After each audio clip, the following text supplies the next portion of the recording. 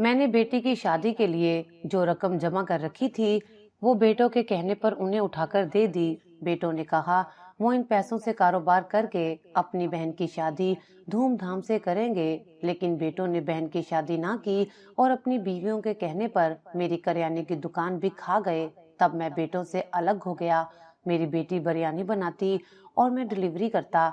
इस काम में अल्लाह ताला ने इतनी बरकत डाली कि 1 साल बाद ही मैंने रेस्टोरेंट बना लिया। तब बेटे बीवियों समेत वहां आ गए कि हमें इसमें से अपना हिस्सा चाहिए, लेकिन मेरे बेटों के होश उड़ गए जब मैंने उनके सामने एक शाम का वक्त था। फातिमा और उसकी माँ सलमा बेगम बेताबी से इशफाक साहब का इंतजार कर रहे थे। आज उनको तनख्वाह मिलनी थी और तनख्वाह जिस दिन मिला करती थी वो वापसी पर समोसे लेकर आते। फातिमा चाय बनाती और वो तीनों मिलकर चाय और समोसे का लुत्फ उठाया करते थे। फातिमा के लिए ये दिन सबसे कीमती होता था। अम्मा 5 बज गए हैं, अब्बा अभी तक नहीं आए। उसने परेशानी से घड़ी में वक्त देखा जो 5 के हिस्से से अब आगे का वक्त बता रही थी। खुद सलमा बेगम भी थोड़ी सी परेशान हो गई थी। 5 के बाद 6 बजे और 6 के बाद 7 बज गए, मगर इशफाक साहब अभी तक घर नहीं आए थे। अब तो फातिमा और सलमा बेगम काफी ज्यादा परेशान हो गई थी। इशफाक साहब के पास कोई मोबाइल भी नहीं था। थक हार कर फातिमा घर से बाहर निकली और 3 घर छोड़कर अपने बड़े भाई के घर जा पहुंची। भाई जान, अब्बा जान अभी तक घर नहीं आए। फातिमा ने फिक्रमंदी से भाई से कहा। वो जो टीवी पर लगा हुआ था, कोई ड्रामा देख रहा था और उसकी बीवी किचन में मछली फ्राई कर रही थी। बेजारे से बोला, आ जाएंगे अभी। उन्होंने कौन सा कोकाफ जाना है, मेरे मोबाइल में बैलेंस नहीं, वरना मैं फोन कर लेता। फातिमा को जवाब मिल चुका था। उसके घर के साथ ही छोटे भाई का घर था। फातिमा ने सोचा एक बार वहाँ भी पूछ ले, लेकिन इससे पहले कि वो छोटे भाई के घर में जाती, उसे गली के आखिरी कोने से इशफाक साहब घर आते हुए दिखाई दिए। उसे एक सुकून भरा सांस आया। वो खामोशी से वापस अपने घर आ गई। अब्बा आ रहे हैं, उसने माँ को इतला दी और अंदर कमरे में चली गई।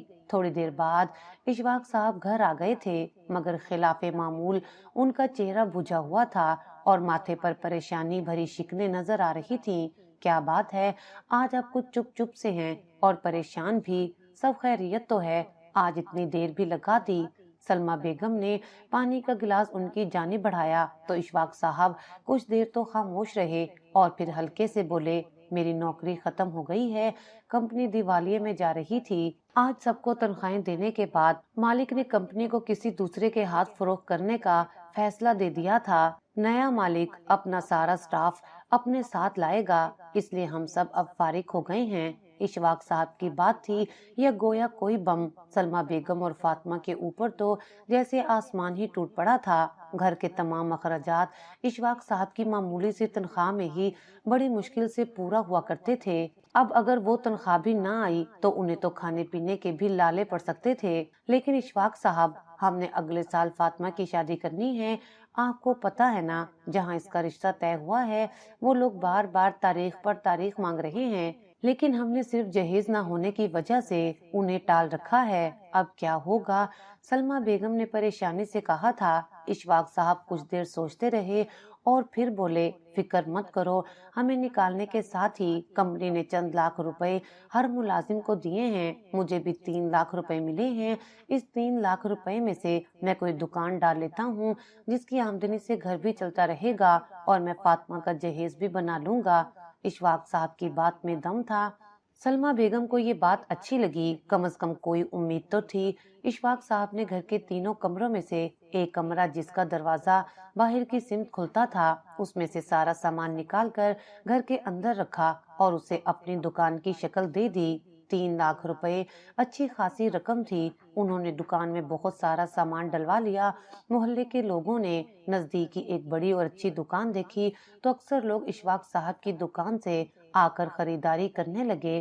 पहला महीना ही इतना अच्छा गुजरा कि इशफाक साहब को यकीन न आया उन्हें इतनी अच्छी आमदनी हो सकती है।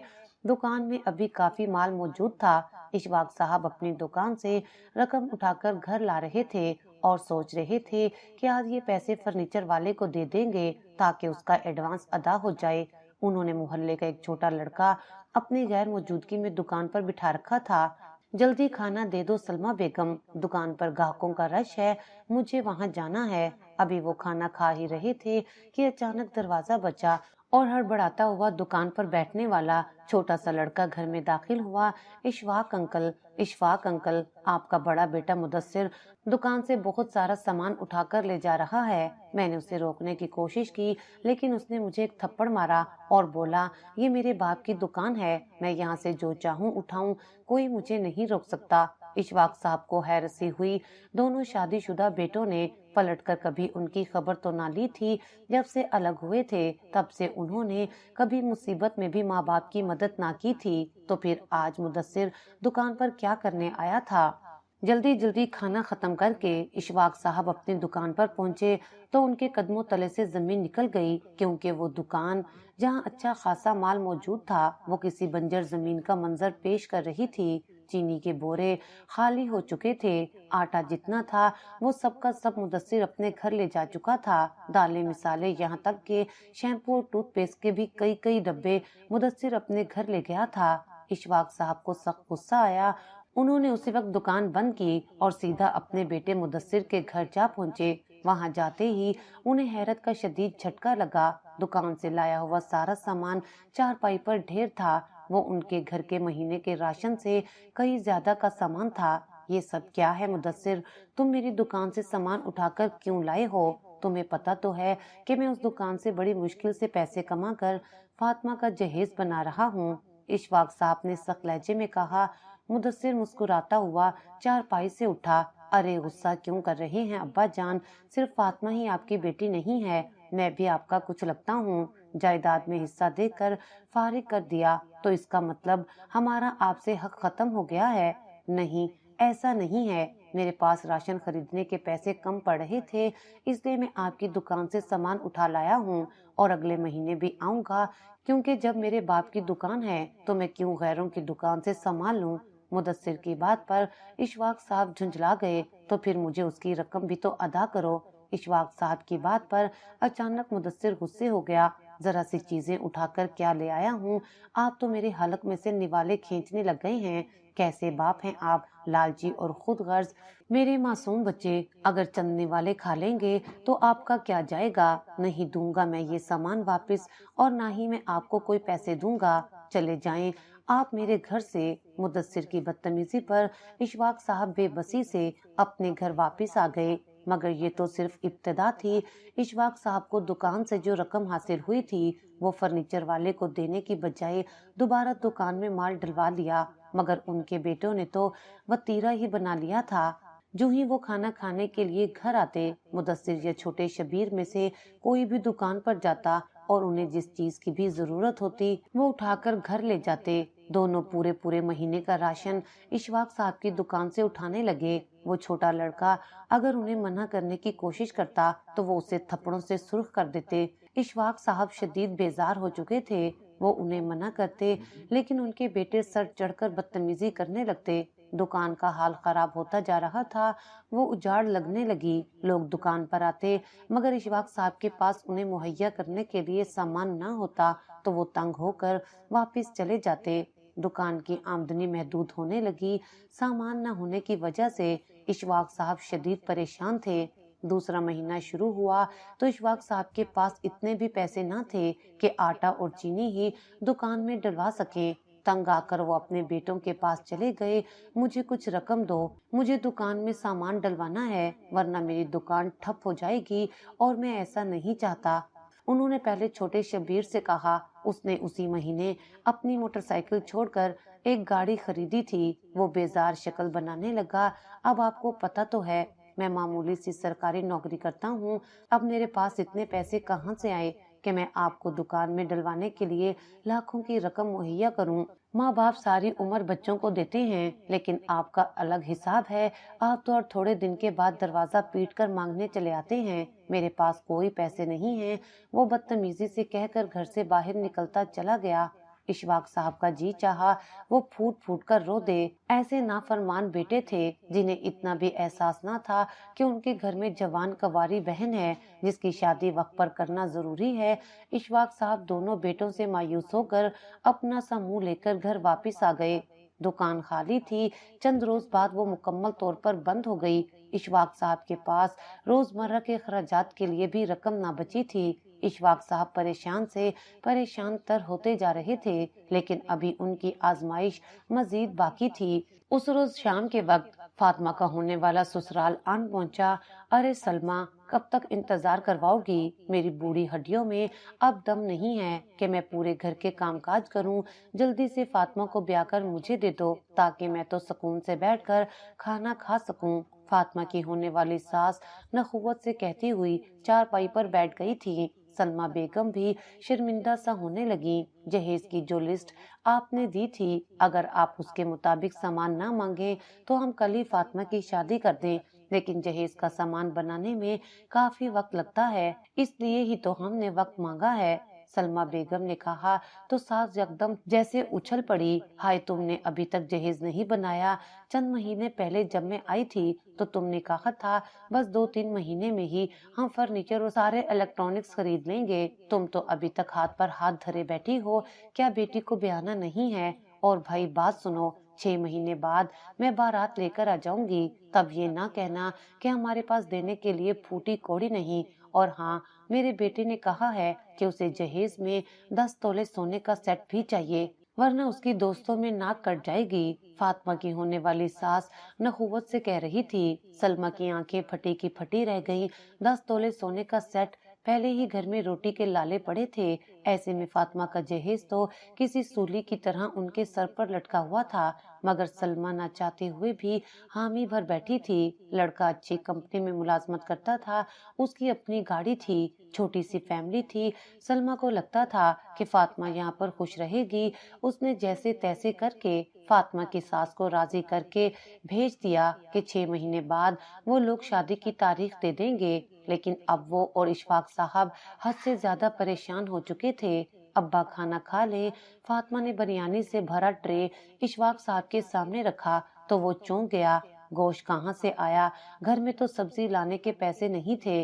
उसने चौंक कर पूछा तो फातिमा शर्मिंदा सी हो गई। साथ वालों ने अपने बच्चे का अकीका किया है, वहीं से गोश्त का एक शापर आया था। मैंने बिरयानी बना ली, आपको पसंद है ना? फातिमा की बात पर इशफाक साहब चुप से हो गए। मैं कहीं मजदूरी का पता करने जाता हूँ, घर बैठ तो नहीं सकता। तुम ऐसा करो, ये बिरयानी मुझे शापर में डाल दो। इशफाक साहब ने फातिमा से कहा तो न चाहते हुए भी उसने बिरयानी शॉपर में डालकर बाप के हवाले कर दी। इशफाक साहब घर से निकल गए। उन्हें मजदूरी का कोई तजर्बा तो था नहीं। यूं ही सड़कों पर फिरते हुए वो लोगों से पूछते रहे कि किसी को काम की जरूरत है, लेकिन उन्हें मजदूरी का कोई खास काम नहीं आता था। शदीद परेशान होकर उस वक्त कड़कती धूप में वो एक दरख्त के नीचे लगे बेंच पर बैठ गए। वहां पहले से एक लड़का बैठा आलू के चिप्स खा रहा था। शक्ल से लग रहा था नजदीकी किसी कंपनी में काम करता है और लंच ब्रेक में बाहर आया है। इशफाक साहब ने अपनी बिरयानी प्लेट में निकाली और खाने लगे। लड़का बार बार उनकी बिरयानी की जानिब देख रहा था। इशफाक साहब ने प्लेट उसकी जानिब बढ़ाई। लो बेटा, तुम भी खा लो। वो लड़का तो जैसे इंतजार में था, फौरन बड़े बड़े निवाले लेने लगा। अंकल, बहुत मजेदार बिरयानी है, किस होटल से खरीदी है? लड़का बेअख्तियार बोला था। इशफाक साहब मुस्कुरा दिए। ये मेरी बेटी ने बनाई है, उसके हाथ में बहुत जायका है। इशफाक साहब की बात पर लड़का चौंक सा गया। इतनी अच्छे जायकेदार बिरयानी, ये बिरयानी आप फरोख्त क्यों नहीं करते? इस इलाके में बहुत सी कंपनियां हैं जहां दोपहर को लड़कों को खाना खाना होता है, लेकिन आसपास के होटल और रेस्टोरेंट इतने महंगे हैं कि हम लोग तनख्वाहों में से दोपहर का खाना खरीद नहीं पाते। मजबूरन या तो घर से खाना लाते हैं या इसी तरह चिप्स वगैरह खाकर गुजारा करते हैं। अगर आप थैलियों में इस तरह की बिरयानी लाकर कम पैसों में सबको फरोख्त करें तो हमारा भी भला हो जाएगा और आपको भी पैसे मिल जाएंगे। लड़का जल्दी जल्दी खाना खाते हुए आम से अंदाज में बता रहा था, मगर इशफाक साहब चौंक गए। लड़के का आइडिया तो अच्छा था, बिरयानी खत्म हो चुकी थी। लड़का उठकर चला गया। इशफाक साहब को एक नई तहरीक मिल गई थी।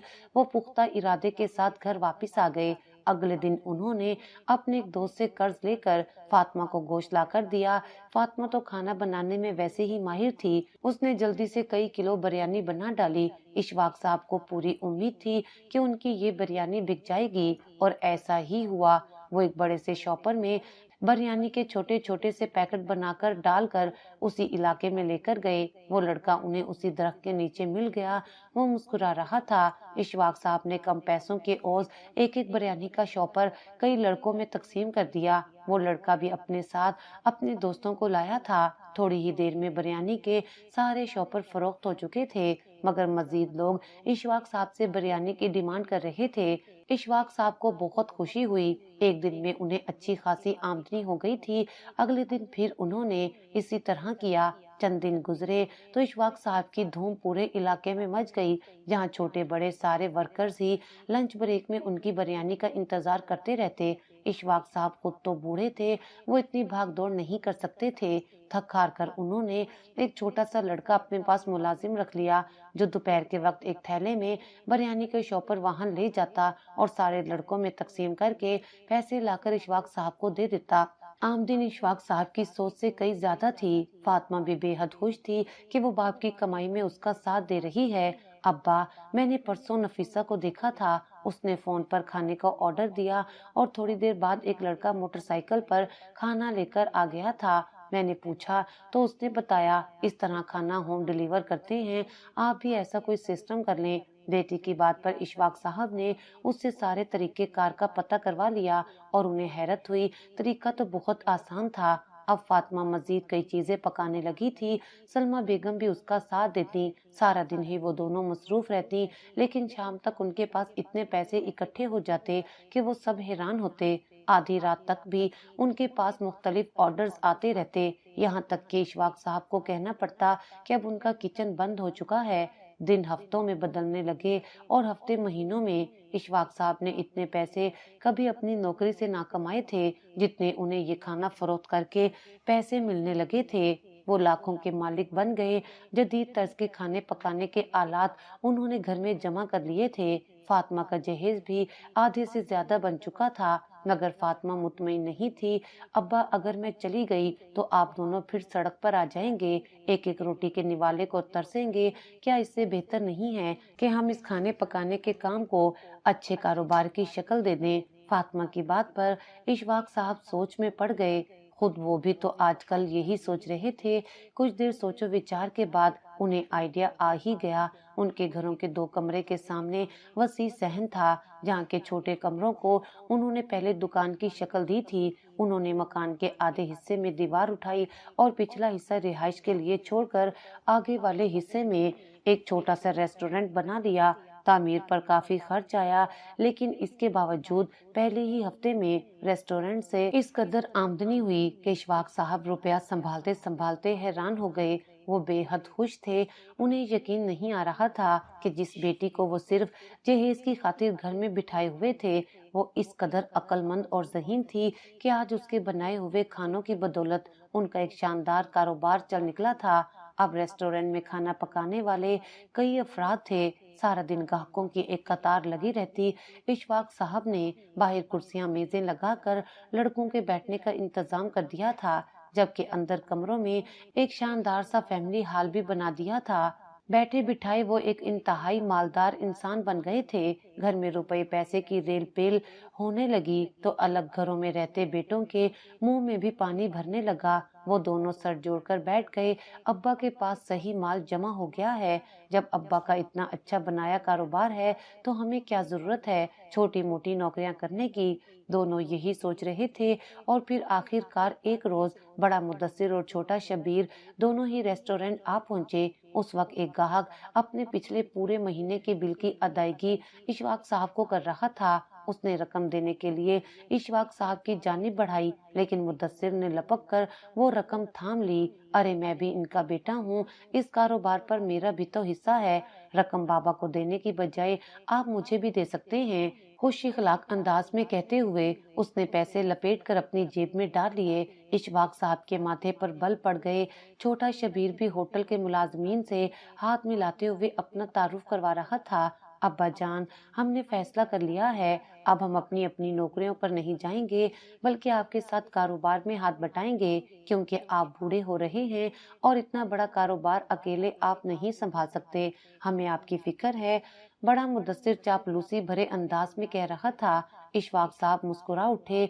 हाँ ना अब्बा जान, अब आपकी सेहत ऐसी नहीं कि आप दिन रात मुशक्कत करें। मैं रोज जब रेस्टोरेंट के सामने से गुजरता तो आपको मेहनत करते देखकर मुझे शदीद अफसोस होता था, लेकिन अब आप फिक्र ना करें, आप चाहें तो दिन रात घर पे आराम किया करें। अब मैं और बशीर आ गए हैं, रेस्टोरेंट को हम बाखूबी संभालेंगे। वो मजीद कह रहा था। इशफाक साहब ने मुस्कुराते हुए अपना सर झटका। बेटे क्या चाहते थे ये तो उनके चेहरे पर साफ लिखा हुआ था। मैं भी यही सोच रहा था, कारोबार अच्छा तो है लेकिन इसे मजीद बढ़ाने की जरूरत है। अगर मेरे साथ तुम दोनों भी शरीक होते हो तो लाजमी बात है कि हमें मजीद जगह की जरूरत पड़ेगी। मैं ये सोच रहा हूँ कि घर का पिछला रिहायशी हिस्सा भी रेस्टोरेंट में शामिल कर लूं, लेकिन फिर सलमा और फातिमा कहाँ जाएंगे? इशफाक साहब ने मसनूई परेशानी से कहा तो शबीर और मुदस्सिर एक दूसरे का मुंह देखने लगे। अरे बाबा, हर जगह किराए के मकान मिल जाते हैं, आप कहीं भी किराए का मकान लेकर अम्मा और फातिमा को ठहरा दीजिएगा। और वैसे भी फातिमा की तो शादी करनी है ना आपने, शबीर ने लापरवाही से कहा। इशफाक साहब की मुस्कुराहट थोड़ी सिमट सी गई। किराए के मकान में क्यों? क्या तुम दोनों के अपने घर नहीं हैं? तुम दोनों में से किसी भी घर का आधा हिस्सा सलमा और फातिमा के नाम कर दो ताकि वो दोनों आराम से वहाँ रहती रहें। मैं भी बेफिक्र हो जाऊंगा, फिर हम तीनों बाप बेटे मिलकर ये कारोबार चलाएंगे। इशफाक साहब ने मजबूत लहजे में कहा। शबीर और मुदस्सिर के कदमों तले से जमीन निकल गई। अब्बा जान, मेरा घर तो बहुत ही छोटा है, पहले ही सिर्फ 4 कमरे हैं जिसमें मैं और मेरे बच्चे रहते हैं। आपको पता तो है मेरी बीवी जुबान की तेज है, अम्मा का उसके साथ गुजारा नहीं होगा। आप ऐसा करें, शबीर से पूछ लें। मुदस्सिर ने तो फौरन ही जवाब दे दिया था। शबीर भी दाएं बाएं देखने लगा। वाह भाई साहब, सारा मलबा मेरे सर पर डाल दिया। क्या मेरी बीवी का आपको नहीं पता? उसने तो पहले ही मुझे कह रखा है उसकी बहन की शादी होने वाली है। उसकी बहन और बहनोई हमारे घर आकर रहेंगे। ऐसे में भला अम्मा और फातिमा की वहाँ कहाँ जगह बनती है? आप फिक्र ना करें, मैं कोई किराए का मकान ले लूंगा। शबीर ने आखिर में बाप को जैसे तसल्ली देने की कोशिश की थी, मगर इशफाक साहब अब मजीद उन्हें मोहलत देने के मूड में नहीं थे। वो उनकी असलियत पहचान चुके थे। वो बेटे जिन्होंने कभी मुश्किल वक्त में भी बाप के कंधे के साथ कंधा मिलाकर खड़े होने की तौफीक महसूस नहीं की थी, अब अपनी बूढ़ी माँ और बहन को भी अपने घर में रखने पर तैयार नहीं थे। इशफाक साहब ने कहा, चलो ठीक है, फिर मेरा फैसला भी सुन लो। मुदस्सिर और शबीर मोहताज से हुए थे, मगर इशफाक साहब मुस्कुरा रहे थे। उन्होंने अपने रेस्टोरेंट में काम करने वाले तमाम ग्राहकों और मुलाजिमीन को मुतवज्जा किया। जनाब, आप सब इधर आइए, मुझे आप लोगों को किसी से मुतारिफ करवाना है। शबीर और मुदस्सिर खुशी से फूल गए। अब अब्बा बताएंगे कि इस कारोबार में हमारा भी हिस्सा है। लेकिन जब इशफाक साहब बोले तो शबीर और मुदस्सिर के कदमों तले से जमीन निकल गई, क्योंकि वो कह रहे थे ये दोनों मेरे सके बेटे हैं जिनको वालिदैन किसी बोझ की तरह लगते हैं। इन्होंने हमें सड़क पर लाने में कोई कसर नहीं छोड़ी, लेकिन अब जब मेरा छोटा सा कारोबार चल निकला है तो ये दोनों साहबजादे चाहते हैं कि मैं ये कारोबार इनके हवाले कर दूं और एक दफा फिर सड़क पर जाकर बैठ जाऊं। इसके बदले में ये मेरी बीवी और जवान बहन को भी अपने घर में रखने पर तैयार नहीं है। इनका सिला यही है कि आप लोग इन दोनों की शक्लें अच्छी तरह पहचान लें। अगर इस रेस्टोरेंट में आज के बाद ये दोनों दाखिल हों तो मेरी तरफ से इजाजत है, आप इन दोनों के साथ जो मर्जी सलूक करें, चाहे जूते मारें या चाहे इनका हाथ थाम कर इन्हें जेल में पहुंचा दें, मुझे कोई एतराज नहीं। इशफाक साहब जहर भरे लहजे में कह रहे थे। मुदस्सिर और शबीर फटी फटी निगाहों से बाप को देख रहे थे।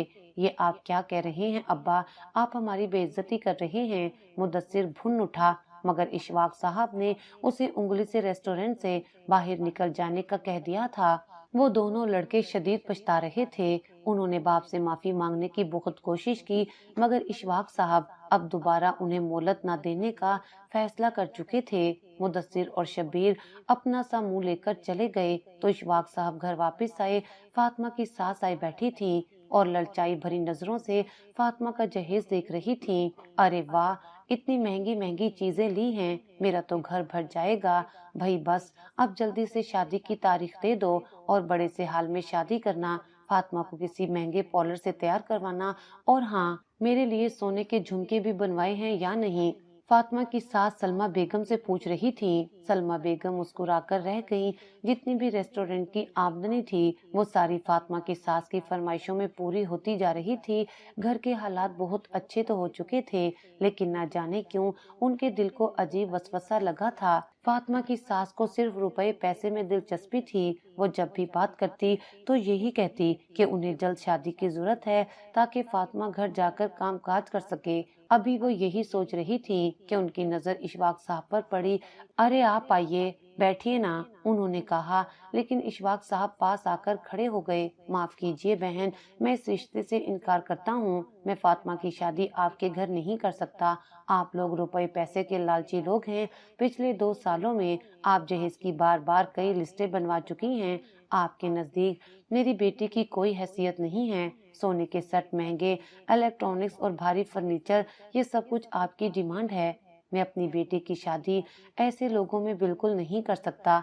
इतना कहकर वो मुड़े और सलमा बेगम से बोले, मेरा पुराना दोस्त कल अपने बेटे के लिए फातिमा का हाथ मांगने आ रहा है। लड़का बहुत अच्छा और नेक है और उन लोगों को जहेज में कोई भी दिलचस्पी नहीं है, बल्कि उन्हें पढ़ी लिखी और नेक लड़की चाहिए। तुम फातिमा की शादी की तैयारी करो, मैं वहीं इसकी शादी करूंगा। इशफाक साहब कहते हुए अंदर कमरे में चले गए। फातिमा की सास मुंह खोले बैठी थी। इतनी बेइज्जती पर उसे सख्त शर्मिंदगी महसूस हो रही थी। उसने बात संभालने की कोशिश की, मगर खुद सलमा बेगम भी उससे बेजार हो चुकी थी। उन्होंने उसे बाहर का रास्ता दिखाया। अगले दिन जब फातिमा का रिश्ता आया तो इशफाक साहब समेत सलमा बेगम भी हैरान रह गईं, क्योंकि लड़का बेहद आला तालीम याफ्ता और बहुत नेक था। इशफाक साहब ने पूरी छानबीन की तो अंदाजा हुआ कि मोहल्ले में उनकी अच्छी शोहरत थी। फातिमा अपने नसीबों के खुल जाने पर बेहद खुश थी और वो जानती थी ये सब सिर्फ इसलिए हुआ है क्योंकि उसने मुसीबत के वक्त अपने बूढ़े बाप का साथ दिया था। इशफाक साहब अब एक चलते हुए रेस्टोरेंट के मालिक थे और कारोबार दिन दुगनी और रात चुगनी तरक्की कर रहा था।